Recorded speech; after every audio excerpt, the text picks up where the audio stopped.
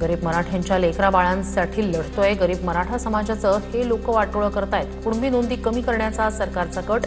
मराठा आंदोलक मनोज जरांगे यांचा आरोप. बावनकुळे यांनी मराठ्यांच्या नादी लागू नये, संपूर्ण भाजप गोत्यात आणेन, जरांगेंचा इशारा. तर लोकशाहीत प्रत्येकाला मत मांडण्याचा अधिकार, मन दुखावणार नाही याचा विचार करावा. शिवी देऊन प्रश्न सुटणार नाही, मुनगंटीवारांचं वक्तव्य.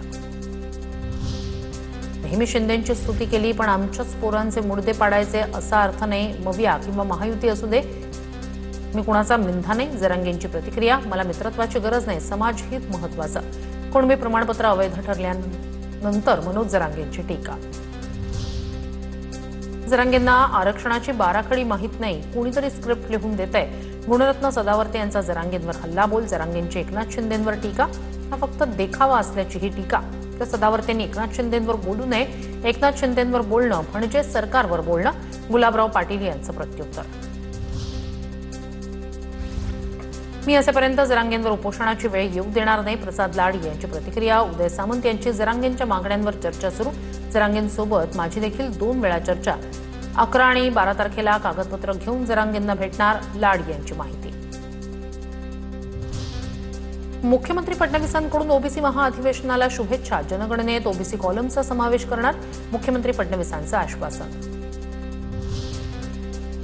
प्रसाद लाड जिथे दिसतील तिथे त्यांच्या कानशिलात मारणार. लक्ष्मण हाके यांचा प्रसाद लाड यांना इशारा. जेलमध्ये टाकलं तरी मी प्रसाद लाड यांच्या कानशिलात लगावणार. लक्ष्मण हाकेंचं वक्तव्य.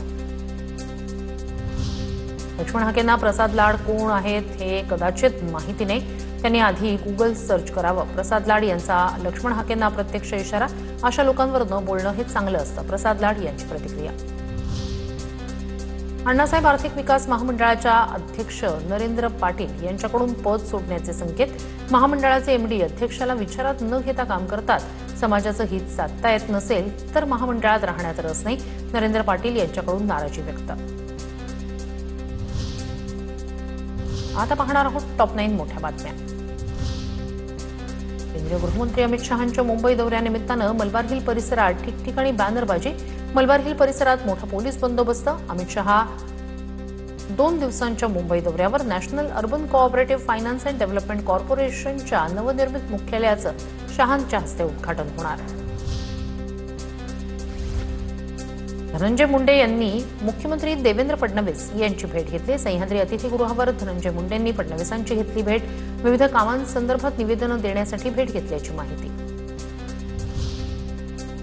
राहुल गांधी उद्या प्रयागराजमध्ये जाणार. राहुल गांधी प्रयागराजमधील विद्यार्थ्यांशी संवाद साधणार.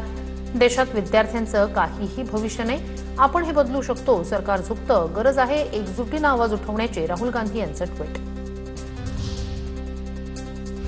मुंबईच्या महापौर रितू तावडे यांना पुन्हा धमकीचा ईमेल. महापौर दालन, मुंबई मेट्रो, शाळा उडवण्याची धमकी. 15 ऑगस्टपूर्वी मुंबईत स्फोट घडवण्याचा दावा. मेलमध्ये खलिस्तान समर्थक घोषणा आणि काही व्यक्तींची नावं नमूद. मुलांना शाळेत पाठवू नका, मेट्रोनं प्रवास करू नका असा इशारा. विनायक राऊत यांना अटकपूर्व जामीन मंजूर. सून गिरिजा राऊत प्रकरणात विनायक राऊतांसह 6 जणांना जामीन मंजूर. विनायक राऊत यांना ठाणे सत्र न्यायालयाचा दिलासा. गिरिजा राऊत यांचे वकील सागर कदम निकालाविरोधात हायकोर्टात धाव घेण्याची शक्यता. डॉक्टर मारहाण प्रकरणात रमेश म्हात्रेंना जामीन. मात्र आरोपपत्र दाखल होईपर्यंत म्हात्रेला महाराष्ट्राबाहेर राहावं लागणार. सर्व आरोपींना कोर्टाकडे पासपोर्ट जमा करण्याचे आदेश. सोलापूरमधील मनसे पदाधिकारी बाळासाहेब सरवदे हत्या प्रकरणात भाजप नगरसेविका शालन शिंदेला जामीन मंजूर. अटकेत असलेल्या शालन शिंदेला तब्बल 7 महिन्यांनंतर जामीन. 1 लाखाच्या जात मुचलक्यावर कोल्हापूर खंडपीठाकडून जामीन मंजूर. विजय चौधरीकडील 3000 ऑडिओ क्लिपची चौकशी करा. पवारांच्या राष्ट्रवादीच्या नेत्या रोहिणी खडसे यांची मागणी. भाजपचे माजी महामंत्री विजय चौधरी अटकेत.